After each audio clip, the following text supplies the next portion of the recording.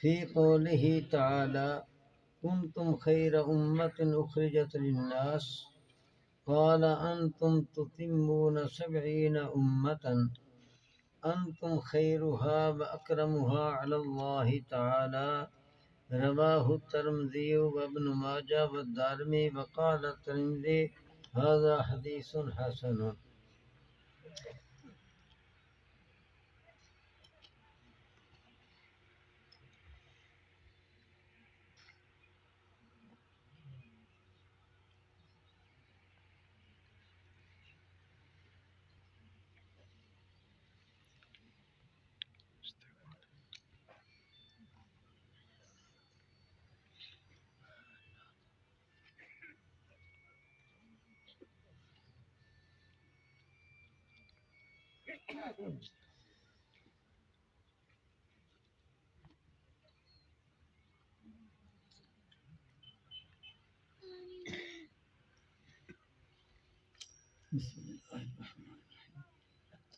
وبالسند المتصل منا إلى أمير المؤمنين أبي عبد الله محمد بن إسماعيل البخاري رحمه الله قال حدثنا أحمد بن أشكاب قال حدثنا محمد بن فضيل عن عمارة بن القعقاع عن أبي زرعة عن أبي هريرة رضي الله تعالى عنه وعنهم قال قال النبي صلى الله عليه وسلم كلمتان حبيبتان إلى الرحمن خفيفتان على اللسان ثقيلتان في الميزان سبحان الله وبحمده سبحان الله العظيم.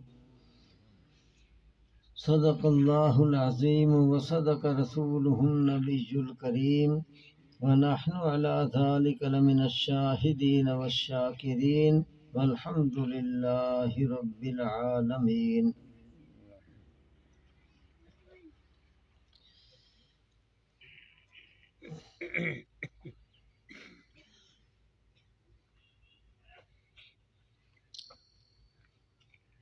قاری رحمۃ اللہ صاحب زیدہ مجدہ کے ہم سب شکر گزار ہیں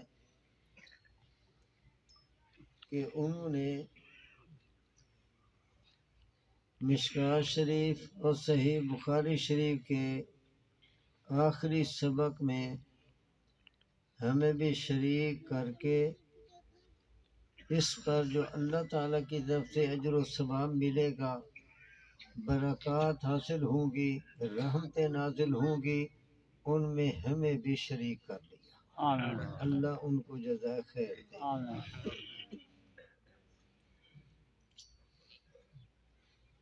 بخاری شریف کی جو آخری حدیث ہے اس میں نبی کریم صلی اللہ علیہ وسلم نے آخرت میں کامیابی حاصل کرنے کے لیے اور جنت کی خوشخبری پانے کے لیے بڑا ہی آسان ایک ذکر بتایا، ایک تسبیح بتائی. اگر ہم نبی علیہ السلام کی اس بتائی ہوئی تسبیح کی قدر کریں اور محبت کے ساتھ یہ تسبیح پڑھیں تو شاید یہاں دنیا میں اس کا فائدہ ہمیں آنکھوں سے نظر نہ آئے. جو فائدہ آپ نے بتایا شاید آنکھوں سے نظر نہ آئے. یہاں تو ہمیں نبی صلی اللہ علیہ وسلم کے فرمان پر ایمان لا کر یقین کر کے تسبیح پڑھنی چاہیے، لیکن قیامت والے دن جو نبی صلی اللہ علیہ وسلم نے فائدہ بتایا وہ اپنی آنکھوں سے دیکھ لے گا. لیکن وہ جو تسبیح آپ نے بتائی اس کا یہ طریقہ نہیں کہ نبی صلی اللہ علیہ وسلم نے سیدھے سادھے یوں انداز میں فرما دیا ہو کہ یہ تسبیح پڑھ لیا کرو، یہ طریقہ نہیں، بلکہ آپ نے پہلے 3 باتیں ارشاد فرمائی اور وہ 3 باتیں اس لیے ارشاد فرمائی تاکہ سننے والوں کے دل میں ایک شوق پیدا ہو جائے، رغبت پیدا ہو جائے، طلب پیدا ہو جائے، ان کے اندر پیاس پیدا ہو جائے۔ آدمی کو پیاس لگی ہوئی ہو اور پھر پانی پیے تو قطرہ قطرہ جسم کے اندر جذب ہوتا جاتا ہے، اور اگر پیاس نہ ہو اور پھر پانی ایسے ہی پلٹا جائے وہ بوجھ بن جاتا ہے۔ تو نبی علیہ السلام نے 3 باتیں پہلے ارشاد فرمائی، اور وہ 3 باتیں اس لیے ارشاد فرمائی تاکہ سننے والوں کے دل میں شوق، رغبت، طلب اور ایک جذبہ پیدا ہو جائے۔ پہلی بات یہ ارشاد فرمائی، کلمتان حبیبتان الی الرحمن، اے لوگو 2 کلمے ہیں جو رحمان تبارک و تعالیٰ کو بہت پسند ہیں، رحمان تبارک و تعالیٰ کے یہاں بہت محبوب ہیں۔ اور میرا ایمان یہ کہتا ہے کہ وہ 2 کلمے جو رحمان تبارک و تعالیٰ کو بہت پسند ہیں، رحمان تبارک و تعالیٰ کو بہت محبوب ہیں، تو اللہ کے ان محبوب کلموں کا ورد کرنے والا وہ بھی اللہ کا پسندیدہ اور اللہ کا محبوب بندہ بن جائے گا۔ اللہ پڑھنے کی توفیق دے۔ تو پہلی بات تو یہ ارشاد فرمائی۔ دوسری بات ارشاد فرمائی، خفیفتان علی اللسان، کہ وہ 2 کلمے ایسے ہیں جو زبان پر پڑھنے کے لحاظ سے بڑے ہی آسان، بڑے ہی ہلکے پھلکے، بچے بھی پڑھ سکتے ہیں، بوڑھے بھی پڑھ سکتے ہیں، بچیاں بھی پڑھ سکتی ہیں، بوڑھی عورتیں بھی پڑھ سکتی ہیں، بڑے ہی وہ 2 کلمے آسان ہیں۔ اور تیسری بات فرمائی، ثقیلتان فی المیزان، قیامت والے دن ترازو لگے گا، اس ترازو میں کیا تولا جائے گا؟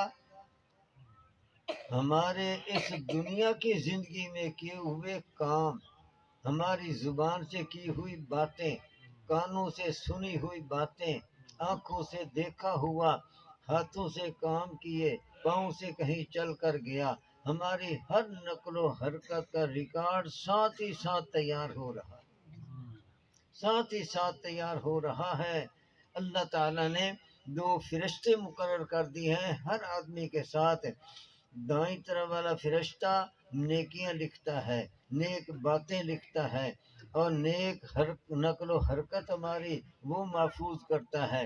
بائیں طرف والا فرشتہ ہماری گناہ والی باتیں، جھوٹ بولا، غیبت کی، گیلا شکوہ کیا، کوئی اس قسم کی باتیں گناہ والی، گناہ کی نیت سے دیکھنا، جو ہماری گناہ والی نقل و حرکت ہے وہ بھی محفوظ ہوتی ہے۔ اور جس میں محفوظ کیے جاتے ہیں ہمارے اعمال اقوال، انہی کو کہا جاتا ہے اعمال نامہ۔ اعمال نامہ، اقرار نامہ جیسے لکھا جاتا ہے، یہ نامے کئی لکھے جاتے ہیں نا، اقرار نامہ، طلاق نامہ، فلاں نامہ، تو یہ اعمال نامہ ہمارا لکھا جاتا ہے، جس کے اندر ہمارے اس زندگی کے تمام کام، تمام باتیں، جو کچھ ہم سنتے دیکھتے ہیں وہ لکھا جاتا ہے، یہ سارا ریکارڈ محفوظ۔ اور اللہ تعالیٰ قیامت والے دن ترازو لگائیں گے جنت دوزخ کا فیصلہ کرنے کے لیے، کامیابی ناکامی کا فیصلہ کرنے کے لیے۔ اور فیصلے کی کیا صورت ہوگی؟ ترازو لگے گا، دائیں پلڑے میں نیکیاں رکھی جائیں گی، بائیں پلڑے میں گناہ رکھے جائیں گے، اور ان کو تولا جائے گا۔ پھر فیصلہ کیسے ہوگا؟ تو قرآن کریم نے بتایا، فَأَمَّا مَنْ ثَقُلَتْ مَوَازِينُهُ فَأُولَٰئِكَ هُمُ الْمُفْلِحُونَ، جن خوش نصیبوں کے نیکیوں والے پلڑے جھک گئے، وہ بھاری ہو گئے، وہ وزنی ہوئے اور جھک گئے، اور گناہ والا پلڑا اس کے مقابلے میں ہلکا رہ گیا۔ یہ دایاں پلڑا نیکی والا جھکا ہوا، اور گناہ والا پلڑا اس کے مقابلے میں ہلکا ہے۔ اولئک ھم المفلحون، قرآن کہتا ہے یہ کامیاب، ان کو جنت کا ٹکٹ مل جائے گا۔ ان کے نیکیوں والا پلڑا ادھر جھکا، ادھر ان کے لیے جنت کا دروازہ کھلا۔ ان کے لیے جنت کا دروازہ کھل جائے گا۔ اور اگر خدا نہ خواستہ بایاں پلڑا گناہوں والا وہ بھاری ہوا اور وہ جھک گیا، اس کے مقابلے میں نیکیوں والا پلڑا ہلکا رہا، تو قرآن فیصلہ بتاتا ہے اولئک الذین خسروا انفسہم، یہ لوگ ہیں جو ہلاکت میں پڑ جائیں گے۔ اور ایک آیت میں ہے فی جہنم خالدون، یہ جہنم میں رہیں گے ہمیشہ۔ یہ ہوگی فیصلے کی صورت۔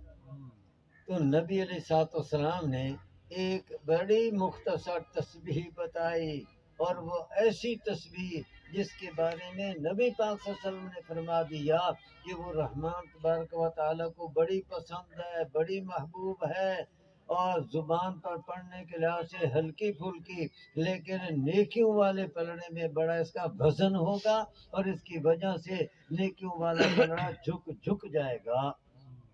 جو کہتے ہیں کہ ہمیں وہ تسبیح بتائی جائے، ہم پڑھیں گے، وہ ذرا ہاتھ کھڑا کریں۔ جزاک اللہ۔ نبی کریم صلی اللہ علیہ وسلم نے وہ تسبیح بتائی بڑی مختصر۔ آپ سب کو یہ تو یاد ہے نا، کلمہ سبحان اللہ کہیں، اور اونچی آواز سے سبحان اللہ، یہ تو سب کو یاد ہے۔ اب ایک ایک لفظ اس کے ساتھ اور ملا دیں تو وہ دو کلمے مکمل ہو جائیں گے، سبحان اللہ و بحمدہ، اور سبحان اللہ العظیم۔ سبحان اللہ تو یاد ہے ہی نا، اب آگے ساتھ یہ ملا دینا ہے سبحان اللہ و بحمدہ سبحان اللہ العظیم۔ آپ لوگ پڑھ لیں تاکہ یہ آپ کو یاد ہو جائیں، دو چار دفعہ اپنی زبان سے کہہ لیں سبحان اللہ و بحمدہ سبحان اللہ العظیم۔ مجمع کی آواز نہیں آ رہی۔ سبحان اللہ و بحمدہ سبحان اللہ العظیم۔ آواز نہیں آئی۔